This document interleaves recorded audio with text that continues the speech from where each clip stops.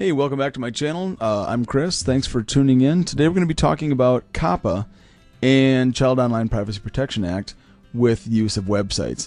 In particular websites, but it also can be applied to apps and extensions. Let's get started right away with a website that I found, Pear Deck. Now I've been familiar with this website for a couple years now. It integrates with Google Slides primarily, and you know, if you're going to use it with children under the age of 13, there are some things that you should know. Even if they're above the age of 13, you should always take a look at a couple things here. One of which is terms of service, and the other one is privacy policy. Now, I've already brought these up. Privacy policy typically deals with, hey, this is what we're doing with your data, this is how we're using it, this is who we're sharing it with, this is how we collect it. Terms of service, this gets more into this is what you can do with our service, this is our legal agreement with you, this is where we're based out of, all those things. Now, one of the things I do when I look in the terms of service is I'm going to go to Control F.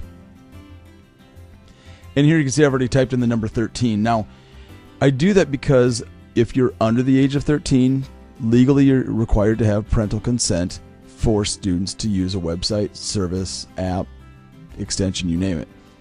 And when I go to search through this document, here I can see let's go back to the first. There we go. Here I can see that yes, they are compliant with Federal Trade Commission, Privacy Protection Act, and making sure that if the school is trying to act on behalf of the parent, that you get parental consent.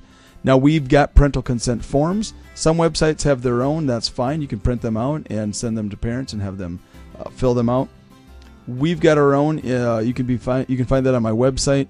I'll put that in the link in the description below, and also I can email one to you.